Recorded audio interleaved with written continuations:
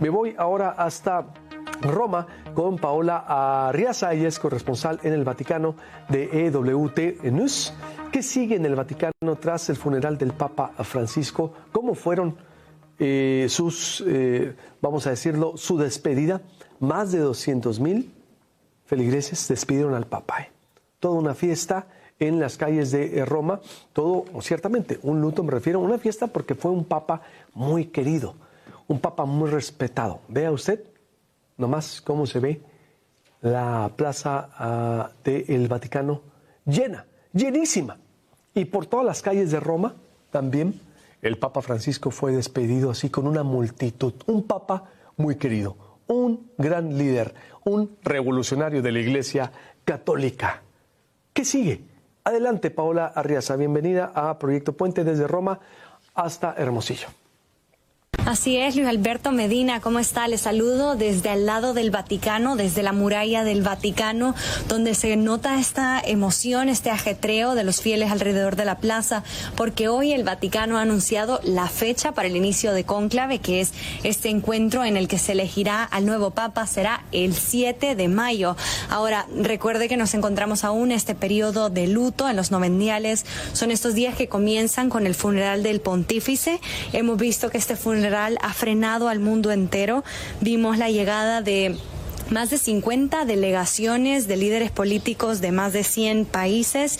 Entre ellos se encontraba el presidente Donald Trump, que tuvo este encuentro también con el presidente Zelensky en la Basílica de San Pedro. Era impresionante ver estas imágenes de los dos mandatarios sentados cara a cara en la Basílica de San Pedro, cuando hace poco tiempo se veían imágenes de ellos mismos en la Casa Blanca con un tono totalmente distinto, ¿no? Ha sido una ocasión solemne. Se esperaban la llegada de 200,000 personas, alrededor de 250,000 personas llenaron la Plaza de San Pedro y se llenó también la Vía de la Conciliación, que es la vía que continúa de la Plaza de San Pedro, en la que se pudo velar el cuerpo del pontífice, despedirse de él en las exequias, la misa exequial, y luego de eso el Papa recorrió el féretro, recorrió el camino de los lugares más emblemáticos de Roma, pasando por el Coliseo Romano hasta llegar a la Basílica de Santa María la Mayor. Esto es lo que vimos en el funeral, y ahora comienza la gran pregunta. Después de despedirse del Papa, comienza la gran pregunta por el nuevo Papa, ¿no? ¿Qué es lo siguiente? ¿Qué es lo que continúa, no? En estos momentos los fieles siguen de luto, por supuesto, y velan la tumba del Papa hoy hasta las 9 p.m., pero comienzan estas reuniones de cardenales que se llaman las congregaciones generales. Hoy fue la quinta congregación general, donde los más de 180 cardenales se reunieron en el aula nueva del Sínodo del Vaticano para elegir esta fecha, para escoger al 267 sucesor de San Pedro. Ahora, esto tendrá lugar en la Capilla Sixtina del Vaticano, este cónclave que permanecerá cerrada al público durante estos días. Ahora, estas reuniones privadas son muy importantes. Te explico un poco, Luis Alberto, por qué son tan importantes. Ahora, este es el momento en el que los cardenales pueden hacer una especie de campaña política, ¿no? Pueden explicar qué es lo que ellos consideran que es el futuro de la Iglesia, cuáles son las necesidades de la Iglesia para los próximos años, y cabe recordar que este fue el momento en el que, en el cónclave de 2013, en el que Jorge Mario Bergoglio fue electo, este fue el momento en el que él comenzó a hablar de las periferias existenciales, ¿no? De la gente que vive en estas periferias, en los márgenes, las personas con mayor necesidad.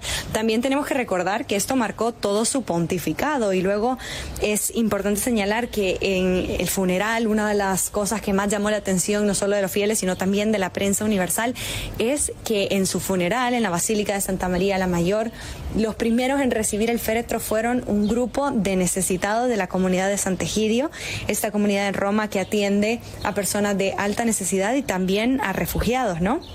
Se hablaba mucho que estaban algunos de los refugiados que el Papa había podido visitar, Francisco en vida, en sus viajes papales. Entonces ha sido un momento fuertemente simbólico, así lo serán los próximos días, hasta el 7 de mayo que comience esta elección, en la que los cardenales se reunirán para votar para votar se tiene que encontrar una mayoría de 2/3, una mayoría en la que se decide cuál será el pontífice. Ahora, creo que vale la pena recordar que el 80% del colegio cardenalicio ha sido electo por Francisco, ¿no? De los electores, el 80%. Entonces, existe esta gran pregunta por cuál será la orientación, la corriente por la que se guíe el nuevo Papa. Se habla mucho de estas dos formas en las que una es un poco más pastoral y carismática y otra es un poco más apegada a la doctrina. Se pone como una contraposición. Muchos vaticanistas sugieren que lo que necesita el nuevo pontificado es una forma de unidad de estas dos corrientes, una forma de unificar a los católicos alrededor del mundo. Será la misión del próximo Papa que podamos ver en los siguientes días. Muchísimas gracias a ti, Luis Alberto. Gracias, Paola Arriaza, corresponsal en el Vaticano de WT News y nuestra colaboradora. A ver, va a estar muy interesante entonces todo lo que viene. Voy a hacer un corte y me voy hasta Nueva York con el caso del gusano barrenador y la amenaza de Estados Unidos, el desfalco también millonario de los últimos 25 años en el país, o 20 años. Y con esta imagen, yo creo que de Zelensky, la que pasamos ahí, con la que estábamos vistiendo el enlace, Zelensky y Donald Trump.